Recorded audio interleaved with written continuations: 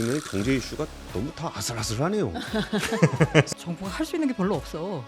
나는 이제 쓸 수 있는 게 없다. 일단 무력감을 표현한 게 아닐까라는 생각이 들었습니다.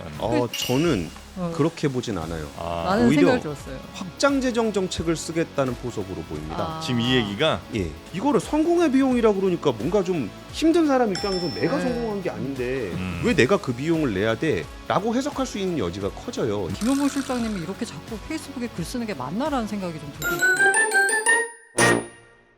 네. 비교할 게 너무 많은 세상이죠. 이 비교할 것들 다 전화 한 통으로 비교하시면 되겠습니다. 인터넷도 휴대폰도 정수기도 1670-2571번 비교원에 전화하셔서 최대 128만 원 혜택을 꼭 놓치지 말고 받아가시면 되겠습니다. 비교원입니다. 자, 그러면 경제 썰전. 오늘 경제 이슈들이 뭐 굵직한 것도 좀 있는 것 같고요. 우리 두 분 모시고 이야기 한번 나눠보도록 하겠습니다. 권순우 기자님 어서 오시고. 예, 안녕하세요. 악권 권순우입니다. 네. 비교해 보시면 권순우. 비교해보면 권순우. 막 갖다 붙입니다. 네, 우리 알고란의 고란 기자님 어서 오십시오. 네, 안녕하세요. 알고란 고란입니다. 비교할 필요가 없는 고란입니다. 아유, 두 분 아주 몇 명 정도 되시죠 지금? 지금요? 네. 몇 명이라 하면 구독자를 그렇죠, 말씀- 그렇죠. 약 10만 명 정도. 약 10만 명. 우와. 와. 근근히 먹고 살고 있습니다. 네. 많이 도와주세요. 악권은요? 21만 명. 좋습니다. 근데 고란 기자님 혼자 하시는 거죠? 네, 간의 수공업 하고 있습니다. 네. 제가 편집까지 직접 하는. 우와. 예, 그럼 여기가 영업이익률 훨씬 높다는 얘기죠. 그쵸, 그쵸. 예, 영업이익률의 12%는 남편 갖다 주시고 자 그리고 상한은 있습니까, 없습니까? 상한 없습니다 여기는. 상한이 없지만 항상 한계가 있습니다. 그래요. 자 그러면 일단 뭐 여러 이슈들이 있는데 그 전에 오늘 저 아침에 그 정용진의 사과 있었지 않습니까? 정용진 회장. 그 스타벅스 얘기 잠깐만 하고 넘어갈까요? 예, 그 스타벅스 사과가 있었는데, 그러니까 정용진 회장의 사과가 있었는데, 요 정도면 스타벅스가 다시 영업 활동을 하는 데 있어서 좀 어느 정도 회복이 좀 될런지, 그리고 이제 온라인에서 특히 그 카톡 기프티콘 요 선물하는데 벌써 순위가 최근 뭐 10위까지 이렇게 떨어졌다는데 1위 부동의 1위에서 요거 영향은 어디까지 갈까? 이런 거 한번 좀 얘기해 주시면 어떨까 싶습니다. 우리 고란 기자님부터 좀 말씀을 해주실까요? 뭐 하도 욕을 먹어가지고. 왜요? 욕 먹을 얘기면 패스하고요. 네, 패스할게요. 네. 왜요? 아니 제가 여기를 비롯해서 많은 곳에 나가서 신세계가 의도적으로 그랬겠냐. 또 얘기한다, 또 얘기한다. 또 얘기하다 또 욕먹겠다. 의도적으로 그랬겠냐. 이게 문제는 뭐냐면 신세계 내부에 통제가 안 되는 거다 문제다. 네. 그거를 뭐 기한할 수 있지.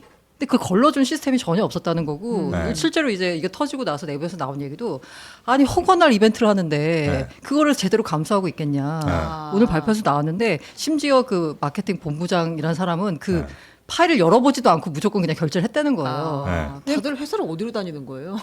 파일도 안 열어보고 결제를 한다는 게 무슨 말인지를 난 모르겠어요. 그냥 이게 뭐 이런 거 있잖아요. 결제서로 쌓여 있으면 옛날에 탁탁탁 아날로그 도장 방식이라고 그냥 빵빵빵빵. 도장만 찍는 그런 방식인 거죠. 제대로 네. 안 보지. 어. 그런 방식이 문제였다. 이 내부 통제가 제대로 이루어지지 않은 게 문제다라고 이제 얘기를 했다가 뭐 일베 기자냐라고 이제 혼이 나고 있습니다. 근데 맞죠? 그거 말고도 또 욕먹고 있던데. 또. 그 이광수 있잖아요. 이광수 네. 뭐죠? 옛날 평론가인가요? 애널리스트 대표. 애널리스트. 네. 어. 그분이 그 매불쇼에 지난주에 나가셨잖아요. 고란 네. 기자님. 그 보수직 경제 기자가 나와서 이상한 소리 했다고 또 엄청 그것도 왜? 스타벅스 관련돼 가지고 아니요. 그거는 삼성? 삼성. 삼성? 네, 네. 뭐였냐면 이제 금융 회사들은 네. 내가 딱 얼마 실적이 있는지가 네, 나오니까 네. 내 실적에 따른 성과급을 받을 그럼요. 수가 있다. 네, 네. 근데 이제 지금 반도체 공장에서는 맞아요. 내가 더 많이 한다고 해서 실적이 더 나오고 네, 네. 덜 한다고 덜 네. 나오는 건 아니지 않느냐. 그 성과를 따지기가 조금 어렵다. 이 맥락으로 고란 기자님이 네, 네. 얘기했었어요. 근데 이제 그 이광수 평론가님 나와가지고 노동자는 왜 더 많이 받으면 안 되냐고. 그 네. 증권사에는 뭐 언제부터 그렇게 그럼 시스템이 있었냐 이렇게 비판을 했거든요. 네. 그 제가 봤을 땐 핀트가 좀 나간 건가요? 고란 기자님의 말은 여기는 많이 내가 실적을 따오면 그러니까 네. 자금을 유치하면 그쵸, 그게 내 그쵸. 실적이니까 네. 거기에 맞춰서 성과급을 주는 체계가 오랫동안 정착이 돼 있었는데 여긴 그렇지 않다는 취지였던 것 네네 같고 맞아요. 그러니까 이광수 선생님은 좀 다르게 해석했던 거예요. 그러니까 증권사에서는 사장보다 많이 받는 PB들 많잖아요. 왜? 네? 예, 많이 있습니다. 예, 많이들 네. 있어요. 예. 그뭐 이렇게 큰 이렇게 손들. 그 연봉순 이렇게 나오거든요. 그거 보면은 가끔 보면은 그 한때 이제 증권사에서 화제가 됐던 어떤 분이 있는데 김모 씨라는 분이 있는데 그분이 그 ELW였나 아무튼 ETN이었나 옵션. 그걸 하여간 그걸 개발을 했는데 대박이 난 거예요. 그러니까 이분이 성과급을 엄청 많이 받아서 사장보다도 돈을 더 받은 거예요. 이런 게 가능한 게 뭐냐면 그 사람의 실적이 그야말로 회사의 성과에 이제 직접적으로 연결이 되는데 제 취지는 뭐였냐면 반도체는 사실 뭐니까 이렇게 공장 라인 깔아가지고 돈 버는 거잖아요. 네. 그러면은 자본의 기여와 노동의 기여를 봤을 때 자본의 기여가 더 크다. 노동의 기여 부분에 있어서 노동자가 1시간 일하는 거 2시간 일한다고 해가지고 영업이익이 2배로 늘어나는 구조는 아니다라는 말을 했는데 네. 그게 그렇게 욕을 먹었어요. 그래서 최욱 씨가 미안하다고 그때 그랬어요. 그러니까 이제 그때 아마 그 이광수 평론가가 네네. 한 얘기가 삼성전자 올라가니까 증권사도 저 직원들도 돈 버는 거지. 자기가 잘해서 돈 벌었냐. 그러니까 주식이 올라가니까 아니, 주가 올라가니까 네. 거래가 많아지고 그렇지. 그래서 브로커리지 수수료 받은 거 아니냐. 그러니까 그러니까 뭐- 삼성전자 직원들이 잘해서 뭐 돈 받았냐는 그 비판에 대해서 이제 그런 식으로 방어 논리를 아마 그건 펼친 좀 것 맥락이 같은데 좀 다른데. 좀 다른 맥락인 것 같아요, 네. 그거는. 네. 그래서 직업들이 이게 정말 다양한 직업들이 참 많잖아요. 네, 네. 그래서 예를 들면 보험회사 같은 경우는 아우 확실하게 정말 거의 100% 개인의 역량에 따라서 네네. 어마어마하게 차이가 나도 또 그걸 우리가 이상하게 생각하지 않잖아요. 어떤 직원이 보험왕 돼갖고 연봉 5억 벌었대. 누가 뭐라 그래? 그냥 그런 사람인가 보다 하는 거지. 근데 이제 네. 그게 아닌 이제 직종들도 당연히 있는 거고. 근데 사실 제가 증권사 표현을 네. 들었는데 그것도 이제 PB 분들이나 이게 자기가 성과 따오는 대로 성과급 받는 분들 얘기지 일반 증권사에 있는 그 오퍼레이션 조직들은 또 그냥 그런 그 테이블에 따라서 그냥 움직여요. 네. 그렇죠. 예. 예. 그리고 이제 막 어떤 뭐 성과가 회사가 잘 나와서 성과급을 좀 더 받더라도 그 수준이라는 게 뭐, 네, 어마어마하게 차이가 나거나 그렇진 그게 않죠. 대략적으로 네. 뭐 이제 움직이는 그 범위가 있는 거죠. 네, 이제 그 얘기를 아마 좀 해주신 것 같습니다. 네. 뭐 그건 크게 욕먹을 얘기는 아니었던 것 같고 스타벅스는 좀 욕먹을 수도 있을 것 같은데 왜냐하면 이게 그러니까 정용진 회장의 의도가 있는지는 모르겠으나 회사 분위기가 작용은 했겠죠. 그렇죠. 네. 그리고 의도 없이 요게 기막히게 그 숫자들이 우연히 뭉쳐서 딱 그날 그 이벤트가 나왔을 확률은 매우 희박하다. 그런 우연을 믿지 않는 것으로부터 우리는 이 지혜라는 게 시작되는 거 아니겠습니까? 그런 우연들은 그렇게 겹칠 수는 없다. 라고 생각은 드는데. 근데 이게 실체를 밝힌다는 게 만약에 정말 어떤 일개 직원이 진짜 일배 직원이에요. 네네. 근데 자기가 그런 얘기 안 하고 그냥 이렇게 했는데 했지. 내부적으로 못 걸려서 밖으로 나올 수가 네, 있잖아요. 네, 그렇죠. 설사 그렇게 얘기한들 그걸 사람들이 믿겠습니까? 그런 맞아요. 결과가 나왔을 때. 음. 그러니까 이거는 기업들에서 이제 메시지인데 메시지는 때로는 내가 얘기하지 않은 부분을 가지고 아니면 내가 얘기한 것과 반대로 해석이 되는 경우도 있어요. 그러면 뭐 세상 억울하다고 아무리 얘기를 해봐야 잘 안 먹히는 경우들이 좀 많이 있거든요. 그러면은 그 동안의 평판의 어떤 영향들도 굉장히 많이 받게 되는 거고 메시지가 나오고 사회적으로 저렇게 해석이 됐을 때 사실 그 부분은 저희는 일부러 그런 게 아니고요라든지 아니면 저기 우리 말단 직원이었는데 미처 못 봤어요라든지 얘기하는 게 별 의미가 없습니다. 그러니까 이 부분들은 이제 내부적으로 그 외부의 메시지를 전달할 때에 여기 컴플라이언스를 어떻게 할 건지 이 메시지가 사회에 나갔을 때 어떤 영향을 미칠 건지를 굉장히 조심해야 되는 거고 그 메시지를 조심하는 부분의 리스크를 관리하기 위해서 평소에 평판 관리를 하게 되는 거예요. 그래서 이번에 정영진 회장도 뭐 얘기할 때 그 사과문에 보면은 뭐라고 얘기해도 자기는 할 말은 없다라는 얘기를 하거든요. 그러니까 이 부분들에서 뭐 발표가 늦어진 거는 철저한 진상 규명을 통해서 경위를 상세하게 설명드리기 위해서였다라고 얘기하는데 이 조사 결과가 설사 그렇게 안 나온다고 하더라도 얘기를 해봐야 안 먹혀요. 네. 그렇다고 조사를 안 할 것이냐? 잠시만요. 좀 다른 얘기 좀 해주세요. 네, 알겠습니다. 네. 아니 근데 뭐라고 했냐면 지금 실무자들이 그 사명을 못 봤다는 거잖아요. 지금 휴대폰이나 노트북도 못 봤다는 건데 실무자들의 이야기는 내가 기존의 텀블러 홍보 문구가 가방에 쏙이었는데 그거랑 라임을 맞추는데 AI가 급급했고 AI에 물어본 거지. AI가 우리는 문제야. 5.18은 생각지도 못했다. 이렇게 얘기를 해가지고 아니, 더 사람들을 화나게 한 거 같아요. 근데 이게 문제가 네. 그 의도를 가지고 안 하고 했고 어떤 이제 네. 메시지가 발신이 되면 네. 거기서 이제 끝나는 거예요. 네. 그건 이제 해석을 하면 네. 해석을 사람들이 그렇게 하게 만들게끔 발신자가 문제인 거예요. 저는 이 사람들의 의도가 있었는지 없었는지 모르겠습니다만은 더 문제는 뭐냐면 이거를 이렇게 해석될 수도 있겠는데라고 내부에서 걸러준 시스템이 없었다는 거예요. 그건 진짜 문제. 그게 제일 문제죠. 문제예요. 예. 네. 그 말씀해 주셨구나. 네네. 네. 그건 진짜 문제죠. 네. 알겠습니다. 그리고 거기서 정영진 회장이 얘기한 게 어떠한 변명도 하지 않겠습니다. 이번 일에 대한 모든 책임은 저에게 있습니다. 제 잘못입니다. 이게 CEO로서의 책임도 있겠지만 그 전에 있었던 정치적으로 해석될 수 있는 발언들을 본인이 많이 했었잖아요. 네. 그래서 그런 부분들이 누적돼 있는 부분들도 어쨌든 그 정도 위치에서 그 정도 규모의 회사 그리고 굉장히 많은 소비자들을 대상으로 하는 회사 입장에서는 그런 말 한마디 내가 하면 어때라고 생각할 수도 있겠죠. 그리고 그 후과가 지금 따라오는 거거든요. 네. 근데 평소에 그런 얘기를 안 하고 그런 쪽의 방향성이 아예 없었던 회사에서 이런 메시지가 나오고 혹시나 그 부분들이 뭐 대행 업체에서 실수를 한 거예요라 그러면은 뭐 그럴 수도 있겠다라는 생각을 사람들이 할 수도 있는 거잖아요. 그래서 평판이라는 거는 내가 어떻게 하느냐도 굉장히 중요하고 남이 어떻게 바라보느냐도 굉장히 중요한데 남이 바라보는 자신에 대한 관리를 해야 될 책임들이 그동안 미흡했던 부분들이 이번을 통해서 좀 발현이 된 것 같아요. 그래서 신세계그룹 같은 경우도 이번에 뭐 이런다고 해서 설명이 되지 않겠죠. 네, 아까 네, 전에 뭐 이게 이렇게 얘기하면 끝나겠냐라고 말씀을 주셨지만 끝나지 않을 겁니다. 바로 끝날 리는 없어요. 네, 이게 네, 네. 아무래도 그 마음속에 찜찜함이 계속적으로 남아 있는데 그게 어떻게 바로 돌아서겠어요. 네. 그래서 이 기업들의 리스크 관리가 얼마나 중요한지, 평판 관리가 얼마나 중요한지를 여실히 보여주는 맞아요. 대표적인 사례이고 이게 그런 일을 하시는 분들도 있거든요. 홍보 대행 하시는 분들 업 중에 홍보를 널리 알리는 홍보를 하는 분들이 계신가 하면은 리스크 관리를 하는 홍보들도 있어요.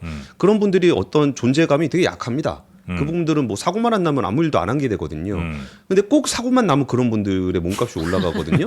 그래서 그 부분들이 우리가 이제 안전이라든지 보안이라든지 이런 거 책임지듯이 사회적 여론에 자극을 줄 수 있는 주제나 그런 부분들은 좀 관리를 해줘야 된다라는 부분들이 확실히 눈에 보였었던 것 같아요. 그러니까 예를 들어서 10월 26일에 뭐 무슨 낙지 요리 전문점에서 탕탕데이 뭐 이러면서 이제 뭐 이벤트를 했다 쳐. 이게 고의가 없다고 볼 수는 없잖아요, 사실. 다 이거 노릴 수가 있는 거죠. 진짜 없거나 역사 공부를 과하게 잘못하거나. 아이 그거는 한 거네요. 있다고 봐야죠. 아니 그러니까 네. 그게 고의가 있을 수도 있고 없을 수도 있다라고 치도 아무튼 그게 외부로 메시지로 나오면 네. 의도가 있다라고 다 해석이 되잖아요. 그렇죠, 그렇죠. 그럼 그걸 네. 외부로 나오지 못하게 내부에서 막는 뭔가가 있어야 된다는 그렇죠. 거죠. 그건 뭐 무조건 맞는 네. 얘기입니다. 근데 네. 그게 다 지금 보자면 비용이에요. 음. 그러다 보니까 안 써. 왜냐하면 리스크 관리라고 하는 건 아무 일도 일어나지 않으면 비용밖에 되지 않거든요. 투자가 아니라 비용으로밖에 인식이 안 되는 거예요. 그 리스크 관리하는 것 자체가. 네, 자체하는 거 그냥 비용인 거예요. 음. 그 일반적으로 그런 이제 기업의 레드 팀이라고 있는데 뭔가 쓴소리만 하는 조직입니다. 뭘 하면 다 그냥 딴지 잡는 거야. 근데 그런 조직을 없어져. 갖고 있어야지 이런 일이 안 터지는데 그런 조직이 있다고 그러면 안에서 좋아하겠어요? 네. 아무도 안 좋아하죠. 그래서 그게 작동이 안 하는 거예요. 그리고 정용진 그 회장은 약간 끝까지 물러서지 않고 싶은 한 끝이 있었던 것 같아요. 그러니까 사과문에 물러서지. 국민 여러분, 지금은 서로를 이해하고 함께 앞으로 나아가려는 노력이 더 필요한 시기라고 생각합니다. 각자 생각은 다를 수 있지만 더 좋은 대한민국을 만들고 더 나은 세상을 미래 세대에게 남겨주고 싶다는 마음만큼은 우리 모두 같다고 믿습니다. 각자 생각이 다를 수 있잖아요. 근데 이런 게 그 자존심을 끝까지 내려놓지 않은 그 한 끝들이 이제 저는 그게 있는 것 같아요. 뭐 자존심 문제로 해석을 할 수도 있고 이게 갑자기 정치 문제로 비화가 되다 보니까 특정한 누군가는 이거에 대해서 사과하는 거 가지고 또 뭐라 그럴 사람이 생겨요. 그럴 수 있죠. 그러니까 네. 초장에 관리를 안 하게 되면은 뒤로 갔을 땐 관리를 하기가 훨씬 힘들어지거든요. 그러니까 지금 문제는 뭐 사과를 하면 사과를 한다고 뭐라 그럴 거고 사과를 안 하면 안 한다고 뭐라 그럴 거고 이쪽 저쪽에서. 예, 그런 상황에서 부분들도 이것도 메시지입니다. 이게 지금 그 최 부장님 말씀하신 것처럼 이게 정용진이 마지막에 한마디를 남겨놓은 거 아니냐라고 해석하는 부분들도 분명히 일리가 있는 거고 그 아니면은 그게 야 그럼 도대체 어떡하라는 얘기냐라고 얘기하는 사람들도 분명히 있을 거기 때문에 이런 메시지 관리는 초장에 좀 하는 게 되게 중요한 거고 네. 그리고 예전보다 훨씬 더 중요해진 게 예전에는 레가시 미디어라고 하는 신문이나 방송을 통해서 메시지가 전달이 됐었는데 지금은 그냥 작은 하나하나도 SNS를 통해서 어디로 퍼져나가는지도 모르는 상황에서 퍼져나가게 돼요. 네. 그래서 좀 책임져야 되는 위치에 있는 분들은 말을 좀 더 신중하게 하실 필요도 있는 것 같습니다. 책임이라는 게 이제 말로 책임지겠습니다. 이게 책임은 아닐 거 아니에요. 그 책임에는 어떤 행동들이 따라와야 책임일 거 아닙니까? 그래서 이제 그냥 소비자 입장에서 보면 이제 요게 이제 정뚝돌한 사람들이 분명히 있을 거 아니에요. 그럼 그런 사람들은 뭐 설령 약관에는 환불 규정이 이래 됐더라도 지금 오시면 우리가 무조건 환불을 뭐 사신 거에 대해서 남은 네네. 금액에 대해서 환불 어떻게든 다 해드리겠다. 라든지 아니면 뭐 받으신 기프티콘 역시도 뭐 다 환불해드리 이런 정도가 나오면 그래도 책임지려는 자세가 있구나라고 판단할 수는 있잖아요.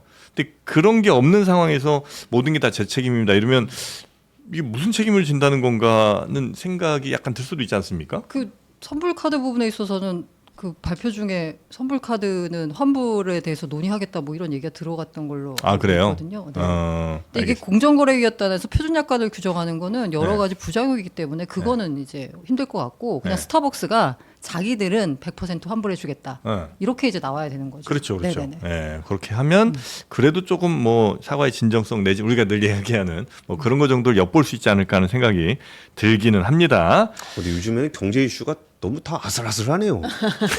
삼성도 그렇고 네. 스타벅스도 그렇고. 네. 조금 편한 걸로 갈까요? 그러면 근데 전 이것도 아슬아슬한 것 편한 같은 게 느낌인데. 어떻게 편한 게 편한 게 뭐예요? 하나도 이것도 편하지 않나, 이것도? ETF 갈까요? 아, 편한 거 그 금리 인상할까요? 아 금리 인상할 것 같아요. 안 했으면 좋겠는데. 네, 알겠습니다. 그러면 둘 중에 하나 먼저 가죠. 그 ETF 아니면 그 김영범 실장 뭘로 가겠습니까? 김영호 실장님 얘기는 편한 얘기는 아닌 것 같은데.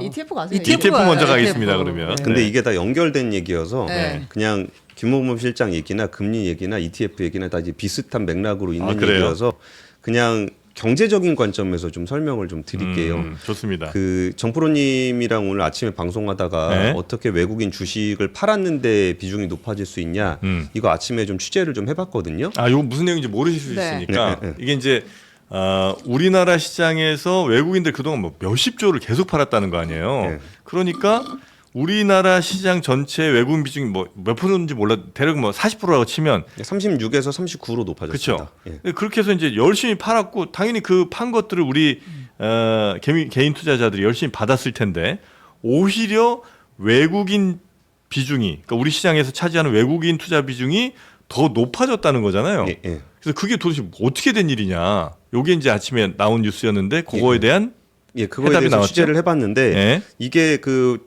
보유하고 있는 금액 시가총액 대비 외국인 보유 주식의 가치거든요. 예. 그러다 보니까 이게 외국인이 보유하고 있는 주식이 주가가 평균보다 더 많이 올랐으면 그러면은 평균적으로 시가총액이 커진 거에 비해서 외국인이 가지고 있는 주식 판 주식 말고 남은 주식 있잖아요.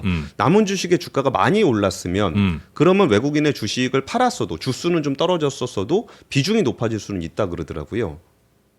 그러니까 예를 아침에 들어서 지금까지 제가 한 얘기네요. 예, 정프로님이 얘기하셨던 예. 그대로입니다. 그러니까 그 외국인들이 갖고 있던 주식은 지금 그 몇 달 사이에 가장 많이 오른 주식을 집중적으로 갖고 있었으니까 설령 몇십 조씩 막 팔아 제꼈어도 네. 우리나라 전체 시장에서 차지하는 외국인 투자자 비중이 더 높은 거죠. 예, 그러니까 맞죠? 예를 들어서 예. 반도체 몰빵 가지고 있었으면 그렇죠. 예. 반도체를 좀 일부 팔더라도 예. 코스피에 비해서 반도체 주가가 판 이후에 더 많이 올랐기 때문에 비중 자체는 높아질 수 있다라는 거죠. 네. 예. 근데 이 얘기가 왜 연결되는 얘기라고 말씀을 드렸냐면은 네. 그 김용범 실장의 얘기가 고금리, 고물가, 고환율은 한국 경제의 새로운 차원으로 도약하는 과정에서 불가피하게 수반되는 성공의 비용이고 위기의 존재가 아니라 도약의 마찰음이다. 이 얘기는 너무 수사가 많아서 그래요. 수사가 많아서 지금 되게 헷갈리는 건데 그게 딴 게 아니라 지금 우리나라 입장에서는 경상수지가 흑자를 굉장히 대규모로 내고 있는데 왜 우리 환율이 이렇게 약하냐라는 부분들에 대한 우리가 걱정을 하거나 아니면 좀 이상하게 생각하는 거잖아요. 그러니까 엄청나게 수출 잘해서 외국 돈들이 엄청나게 우리나라 들어왔는데. 들어올 텐데 예. 왜 환율이 오히려 우리 돈 가치가 더 낮아지고 있냐? 예, 예. 예? 그 부분에 대한 이야기를 할 때 이거는 우리나라 주식이 많이 올라서 그런다라는 얘기를 하는 거예요. 그러니까 예전에 우리나라의 환율이 약했을 때는 우리나라의 펀더멘탈이 너무 약해서 우리나라의 달러 유동성이 부족해서 환율이 약해지는 경우가 되게 많았거든요. 근데 지금은 그런 게 아니라 우리나라 반도체 기업의 주가가 너무 많이 오르다 보니까 그 외국계 펀드들이 리밸런싱을 하는 과정에서 그래서 자기가 가지고 있던 주식의 주가가 너무 많이 오르니까 그거의 일부의 비중 조절을 할 수밖에 없는 상황이라 외국인이 주식을 팔고 있다는 거예요. 그렇기 때문에 지금 환율이 약한 상황이라 그러면 상황에 대한 인식이 하나 들어가는 거고 그 다음에는 뭐가 들어갔냐면 그 다음 부분에 대해서는 많은 분들이 좀 주목하고 있진 않은데 네. 이 사람은 지금 정책을 하는 사람이잖아요. 그러면은 과거에 환율이 약해졌을 때 우리는 환율에 대해서 어떤 정책을 펴야 되는가에 대한 이야기를 하고 있는 겁니다. 그럼 예전에 환율이 약해졌을 때는 우리가 달러 유동성을 관리하기 위한 다양한 정책들을 펼 수가 있잖아요. 네. 근데 이거는 우리가 위기 상황에서 달러가 강해졌을 때 쓸 수 있는 정책이 있고 위기 상황이 아닌데 달러가 강해졌을 때 쓸 수 있는 정책이 다르다는 얘기를 하고 있는 거예요. 네네. 그래서 이전에는 우리나라가 펀더멘탈이 약해서 달러가 더 셌기 때문에 거기에 맞는 정책을 썼는데 지금은 그런 상황은 아닌 것 같다. 라고 이야기를 한 거고 그럴 때는 어떤 정책이 필요하냐면은 지금 우리나라 뭐 기업들이 뭐 안 좋아가지고 지금 원화가 약한 거라 그러면 기업을 지원을 해줘야 되겠죠. 근데 지금은 기업들이 굉장히 잘하고 반도체가 되게 좋아요. 근데 그런 상황에서 지금 원화가 약해졌다고 해서 거기를 도와줄 필요는 없잖아요. 그럼 오히려 환율이 약해졌기 때문에 원화가 약해졌기 때문에 피해를 보는 사람들 쪽에다가 지원을 집중하는 편이 맞아요. 그러니까 예를 들어서 소상공인이라든지 내수 중심의 자영업자라든지 아니면 내수 기업이라든지 이런 데는 원화 가치가 떨어지면 수입 물가가 올라가잖아요. 네. 그러니까 그런 쪽으로 정책을 하는 것이 맞겠다라는 얘기를 하는 건데 김용범 실장이 예. 근데 여기서 이 표현을 너무 과거와 지금이 엄청나게 다르다. 그러니까 과거하고 지금이 엄청나게 다르다라고 설명할 필요는 별로 없어요. 이건 단기적인 현상일 수도 있거든요. 그래서 이 부분들은 결국은 아까 말씀드렸던 그럼 야 외국인들이 왜 이렇게 팔았는데 뭐 주가는 왜 비중은 더 높아져? 이 얘기도 그만큼 주가가 세게 올라간 거거든요. 그리고 이번에 그럼 환율은 그럼 왜 이렇게 되냐 그런 것도 주가가 너무 많이 올랐기 때문에 그렇다. 그럼 현상에 대한 문제 인식이 다르면 그거를 어디다가 정책을 쓸 것인지가 달라지거든요. 근데 그 얘기를 하는 정도라고 보시면 될 것 같습니다. 알겠습니다. 그러니까 김용범 실장이 지금 이제 우리가 가고 있는 고환율이라든지 고물가, 그다음에 고금리 이게 사실 서민으로서는 굉장히 어려운 상황일 수밖에 없는데 이게 성공의 비용이다라는 얘기를 하면서 도대체 무슨 소리야 이게? 그렇죠. 예. 보통은 이제 고환율에 고물가에 고금리 이건 우리 다 죽으란 얘기인데 화가 많이 났죠 제가 이걸 보고. 네, 성공의 비용이라고 아니, 얘기하면 누구 성공하는데 도대체? 이거는 제가 느끼기에는 네. 그냥 야 이거 정부가 할 수 있는 게 별로 없어. 나는 이제 쓸 수 있는 게 없다. 일단 무력감을 표현한 게 아닐까라는 생각이 들었습니다. 지금 무력감. 우리가 할 수 있는 게 별로 없어. 이 이 상황 돼도 우리가 지금 어떻게 하냐? 이거 지금 이 상황에서 우리가 할 수 있는 게 없어. 왜냐면 이게 우리가 뭘 잘못해서 이런 게 아니라 그냥 대외적으로 이렇게 바뀐 거거든 상황이. 그렇기 때문에 우리 정부가 지금 할 수 있는 게 없어. 저는 그렇게 보진 않아요. 라는 오히려 생각이 들었어요. 확장 재정 정책을 쓰겠다는 포석으로 보입니다. 지금 이 얘기가 예. 왜냐하면은 이게 환율을 방어할 것이 아니라 지금 기업 실적이 되게 좋아서 이런 일이 생겼다는 거잖아요. 그리고 이제 취약계층 쪽은 더 힘들어질 수 있다는 말씀을 좀 드렸던 거고. 그럼 우리가 생각했던 것보다 경제 성장률이 높게 나오고 반도체 경기가 좋고 기업들의 법인세를 많이 내게 되면은 분명히 초과세수가 생길 수밖에 없게 됩니다. 그럼 그 초과세수를 어디다 쓸 거냐라고 그랬을 때 그러면 이쪽에 환율로 인해서 피해받는 쪽을 좀 지원하자는 정책을 만들기 위한 명분으로 저는 보였거든요. 그러면서 환율에 대해서 지금 개입을 안 하겠다라는 식으로 지금 여기 나온 거잖아요. 맞아요. 그렇죠. 이제 환율은 이제 안 하겠다. 우리가 더 이상 왜 우리가 그런 일? 1,500원 뿅망치잖아요. 1,500원 넘어가면 원래는 다 이제 뿅망치처럼 막으려고 구두 개입하고 그다음에 네. 종가 관리하느라고 지난해 막 그 네. 투입하고 이랬잖아요. 그럼 근데 이 얘기는 어찌 보면 더 고물가 될 거고 더 고환율 될 텐데 하여튼 정부는 확장 재정으로 어쨌든 서민들 잘 도와줄 테니 너무 놀라지들 마시라 요 정도예요? 그리고 고금리도 마찬가지인데요. 금리가 올라가는 시즌이 어떤 상황인지를 살펴봤을 때 여기서 지금 얘기하고 있는 거는 금리가 올라가는 부분들이 단순히 유가가 많이 올라가갖고 글로벌 인플레이션, 공급단의 문제라고만 설명을 하게 되면은 네. 거기에서 힘들지, 뭐 모두 다 힘들지라고 해석될 수가 있을 건데 지금 우리나라 경기가 굉장히 좋고 뭐 이런 부분들의 물가 상승률, 그러니까 물가 상승률 그래서 경제 성장률에 대한 전망치가 굉장히 높다. 그러면은 그러니까 성장률이 굉장히 높은데 금리가 높게 간다 그러면은 네. 기준금리를 높이지 않을 수가 없습니다. 근데 거기서 여기 기준금리를 높이는 것이 불가피하다라고 한다 그러면은 기준금리를 높이지 말아야 된다라고 접근하는 게 아니고 네. 기준금리가 올라갔을 때 취약계층이 힘들어질 수 있으니 취약계층을 도와주는 정책을 써야 된다라는 말로 해석을 할 수가 있어요. 그래서 고금리도 우리나라 성장률이 높게 나왔는데 그러니까 금리를 어떻게 안 올릴 수가 있냐. 금리를 올려야 되는 거는 우리가 성장률 높아서 그런 거니까 이거는 확장 재정을 해서 취약계층 도와주겠다라는 메시지로 좀 봐야 될 것 같은데 네. 이거를 성공의 비용이라 그러니까 뭔가 좀 힘든 사람 입장에서 내가 네. 성공한 게 아닌데 왜 내가 그 비용을 내야 돼? 라고 해석할 수 있는 여지가 커져요. 이것도 네. 아까 마찬가지로 메시지의 의도를 떠나서 메시지를 어떤 식으로 전달하느냐에 따라서 좀 다를 수 있을 것 같습니다. 애초에 저는 그 김용범 실장님이 이렇게 자꾸 페이스북에 글 쓰는 게 맞나라는 생각이 좀 들고 있고요.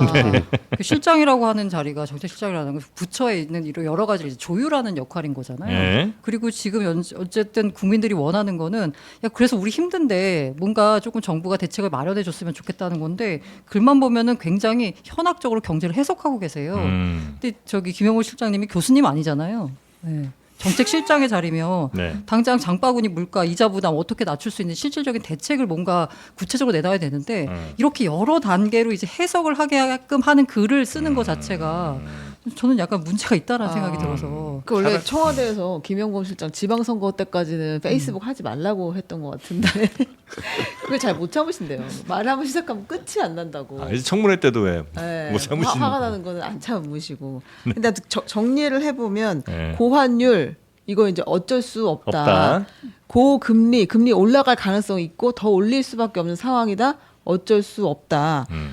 물가 예사롭지 않다. 우리가 심각하게 보고 있다. 그러니까 이걸 다 통틀어서 해결하기 위해서 취약계층에게 지원할 수 있는 방안을 고민하겠다. 이렇게 이해하면 되는 거예요. 예, 근데 거기에 이렇게 많은 분들이 그 성공의 비용이라는 키워드에 워낙 그게 좀 와닿잖아요. 네. 그러니까 거기에 많이들 이제 집중을 좀 하고 계신데 굳이 내용을 따져 보면은 그럼 외국인이 팔고 나가는 부분들 엄청나게 팔고 나가는 부분들은 우리 어떻게 할 거냐?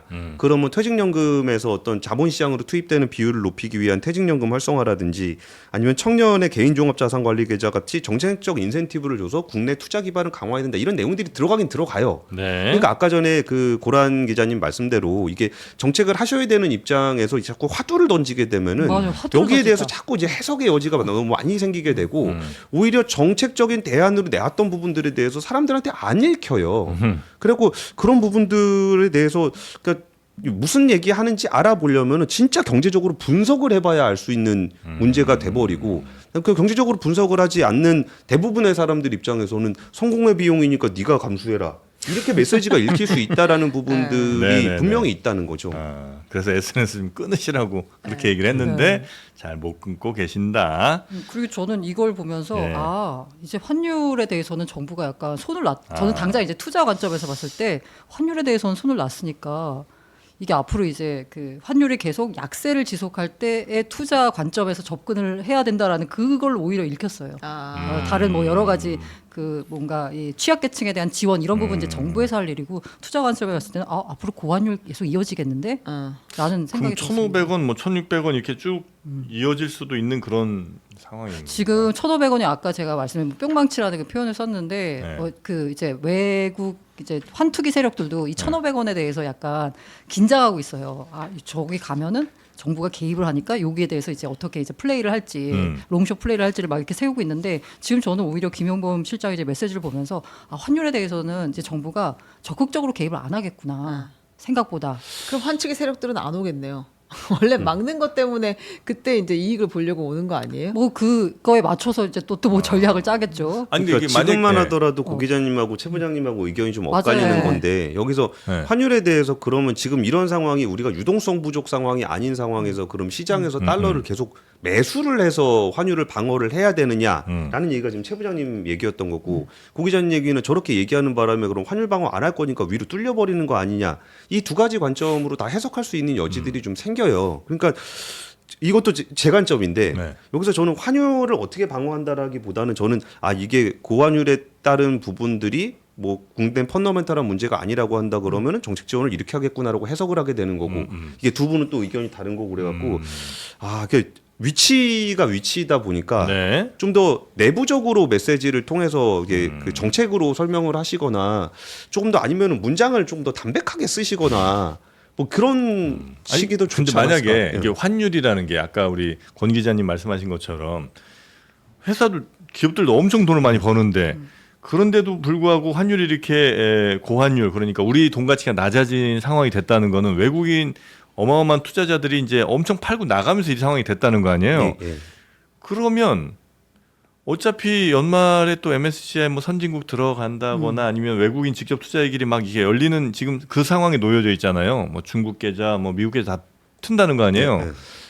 그러면 오히려 환율은 뒤로 가면 갈수록 더 그러니까 안정. 그러니까 우리가 뭐 1,400원 혹은 그 밑으로도 볼 상황들이 더 열리는 거 아니에요? 우리 시장에 더 많이 투자하러 들어오니까. 네. 그렇죠. 그걸 유도하려고 지금 정부가 다 계좌 열어주는 거죠. 아 그렇죠. 그러니까 한쪽 사이드에서는 지금 환율이 네. 계속 올라갈 수밖에 없는 요인들이 발생하는 거고, 그리고 뭐 서학갭이다 아니면은 이제 그 외국인들이 자꾸 팔고 나가는 거는 네. 환율을 위로 올리는 요인이잖아요. 근데 그에 반면에 이걸 조금 그 상쇄하기 위해서 그 뭔가 개인들까지 외국 개인들에까지 투자 시장의 문을 열어줌으로써 우리 시장에 들어와라. 이건 환율을 낮추는 요인이잖아요. 네. 그럼 이런 식으로 해가지고 조금 약간 균형을 찾아보겠다는 정부의 이제 뭐라고 표현해야 되나? 보관이다. 보관은 아니고 아무튼 대놓은 아니다. 어쨌든 열심히 이제 머리를 짜내서 한 거고 그 열심히 머리를 짜낸 것 중에 하나가 아까 말한 그 레버리지 ETF와도 연결이 되는 거예요. 네네네. 그러니까 이게 좀 그 뭐 그냥 세칭 그냥 뭐 시쳇말로 하면은 그 지금 대만도 그렇고 일본도 그렇고 환율 되게 약하거든요. 네. 근데 대만이 뭐 수출을 안 합니까? 뭐 일본이 수출을 하니까 지금 그 니케이도 사상 최고치고 대만도 지금 주가가 엄청 좋잖아요. 네. 근데 그런 상황에서 지금 환율 개입 그러니까 저런 것도 있습니다. 그러니까 환율 약하다고 그만 좀 조져라. 우리가 그 전에 환율 약하다고 엄청나게 비판을 많이 했었잖아요. 근데 그게 우리한테는 환율이 약하면 그때 환율이 약하다는 거의 주요 근거가 나라 망한다는 거였잖아요. 나라 망하고 뭐 돈 풀어서 나라가 망하니까 환율이 약한 거 아니냐. 그러니까 뭐 이런 부분들에 대한 대책을 내놔라 막 이런 식이었잖아요. 그러니까 이번에 얘기한 거, 이거는 오히려 좀 그런 현상은 아니니까 이거를 지금 당장 환율에 개입하는 것보단 다른 정책 쓸게요라는 얘기를 하고 있는 거라 네. 이게 굉장히 좀 복잡한 포석을 좀 두고 있는 겁니다. 그리고 그 고금리도 아까 이제 기준금리랑 또 같이 관련해서 얘기를 해야 되는데 한 2, 3주 전부터 이제 좀 시장에 있는 플레이어들은 금리 인상에 대한 얘기들을 좀 했었어요. 금리 인상. 예, 예.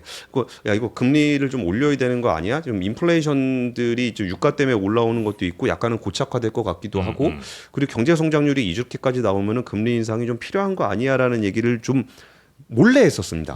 왜 몰래 하냐면 우리는 누구도 금리 인상을 바라지 않거든요. 그래가지고 이제 시장 플레이어들은 얘기를 좀 안 하고 있었는데 오늘 아침에도 제가 전문가분들하고 얘기하고 오늘 아침 보도를 보더라도 이제 서베이를 해보면은 올해 안에 한 2번, 내년까지 하면 4번까지도 오늘 아침에 또 이코노미스트하고 통화를 해봤거든요. 네. 그러니까 다들 그 정도를 좀 생각을 하고 있어요. 와, 기준금리를 2번 더 올린다고요? 올해 안에? 예. 오메. 그렇죠. 그런 얘기가 나올 수 있단 말이에요. 그러니까 그렇지. 아유, 현실인데 이것은. 그러니까 그럼 기준금리를 올릴 때 얘는 좀 어떤 고민을 하게 되냐면은 네. 우리가 경기가 안 좋은데 유가가 올라서 우리가 금리를 억지로 올려야 되는 상황, 네. 이른바 스태그플레이션 상황에 대해서 우려를 많이 하거든요. 네. 그러니까 거기에 대해서 얘기하는 게 우리는 경제 성장률이 안 좋은 상황에서 금리를 올리는 게 아니라 경제 성장률 전망치가 올라가고 있는 상황에서 금리를 올리는 거예요라고 지금 이 설명을 하고 있는 겁니다. 그럼 그럴 때는 경제가 안 좋은 상황에서 올리는 스태그 상황은 아닌데 금리를 올리게 되면 취약계층이 생길 수 있으니 그거에 대한 정책을 할게요. 뭐 이런 식의 해석이거든요. 네, 네, 근데 네. 금리 인상 얘기를 지금 최 부장님이 놀라셨던 이유도 제가 한 2, 3주 전부터 얘기 있었는데 쉬쉬하고 있었다고 말씀드렸잖아요. 네. 얘기 안 하고 있었던 겁니다. 그러다가 이제 내일 모레 되면은 우리 금통위 하잖아요. 네. 그러면 동결에 대해서 거의 100% 나오고 있어요. 근데 이게 다음 금통위나 다다음 금통위까지 생각해 보면은 10월이나 12월에 한 번 혹은 2번 하고 내년에 한 번 더 이 정도 얘기가 컨센서스로 있다는 얘기가 오늘 경제지에서 머니투데이도 그렇고 환경도 그렇고 다 컨센서스로 나오고 있어요. 네. 그래서 그 부분에 대해서 우리가 이제 금리가 올라가는 게 우리한테 어떤 의미가 있는 거구나를 좀 생각을 해봐야 되는 단계에 있습니다. 그리고 오늘 아침에도 투자자들 사이에서는 지금 굉장히 의견이 분분하면서 전략을 어떻게 짜야 되냐, 투자를 어떻게 해야 되냐 고민이 좀 많은 상황입니다. 금리 알겠습니다. 올리는 게 쉽지는 않을 건데 네. 지금 어쨌든 전문가 컨센서스는 이제 올린다라고 하고 있고 실제로 미국 기준금리가 12월부터는 올릴 거다라는 그런 CME 패드와치라고 금리를 전망하는 거기서 사이트에 보면 확률적으로 금리를 12월에는 인상할 것 같다가 막 네, 나오거든요. 근데 지금 문제를 보면 최근에 제가 본 지표 중에 하나 눈에 띄는 게 뭐냐면 최근에 대출 받으실 때 변동금리 대출을 그렇게 많이 받으신대요. 왜냐하면 고정금리보다 지금 현재 상황에서 변동금리가 싸거든요. 그래서 변동금리 대출 비중이 이제 과거 비해서 이렇게 되게 많이 올라왔거든요. 근데 여기서 만약에 금리가 두 차례나 오른다? 와, 이 이자 부담이 또 얼마나 최 부장님은 늘어날지. 변동금리예요, 고정이에요? 아 변동금리가 기본 아니에요? 저는 고정금리 상품이 별로 없어요. 아, 그래요? 아니 고정금 상품이 보통 있긴 이제 한데 5년 동안은 고정이고 그 이후 네, 3년 단위 변동 이런 식이기 때문에 당연히 변동금리를 거의 많이 하는 것 같고 시작부터 변동이에요? 아니요. 아니, 다 처음은 5년 정도는 고정? 5년 가고. 고정. 네, 아. 보통은 그렇고 그래서 옛날에 2%대일 때 고정금리가 많았어요. 그래서 그때 대출 받으신 분들은 너무 좋겠다. 아니 그래서 갈아타지를 못해 그분들은 어. 영원히 난 이거 가지고 가는 거 당연하지, 감사합니다. 당연하지. 그리고 갚지도 않아. 그래서 그런 분들이 좀 있어요. 근데 제가 놀란 대목은 금리를 올린다는 건 생각하고 있었는데 나라에서 금리 한번 올릴 때마다 진짜 진통이 어마어마하잖아요. 그럼요. 그래서 올릴 듯 말 듯 올릴 듯 말 듯 막 분기가 지나가고 하는데 올해 안에 2번이라고 하면 이제 얼마 안 남은 상황에서 한 분기에 한 번씩은 올린다는 계획이라는 게 굉장히 놀랍다고 생각하는 거죠. 그냥. 근데 이거는 아까 전문가 전망치고 실제로 이제 올린다라고 했을 때는 쉽지는 않을 것 같다라는 생각은 듭니다. 왜냐하면 아까 말한 가계대출 2,000조 시대에다가 PF 이게 지금 거의 이제 목전까지 차서 지금 부실 가냐 마냐 여기 와 있는 곳들이 되게 많다라고 해요. 네네. 특히 지방에 있는 PF 사업장 같은 경우에는. 근데 이게 터지면 또 이제 뭐 시스템 리스크로 전이 되니 마니 뭐 이런 얘기가 나오기 때문에 실제로 올릴 수 있을까는 알겠습니다. 예, 그 아까 최 부장님 말씀하셨던 그 고정금리에 대한 약간의 백그라운드 스토리를 좀 네. 설명을 드릴게요. 이게 그 정부 차원에서 변동금리로 인한 그 가계부채의 문제가 변동금리가 너무 높다라는 문제가 좀 있었어요.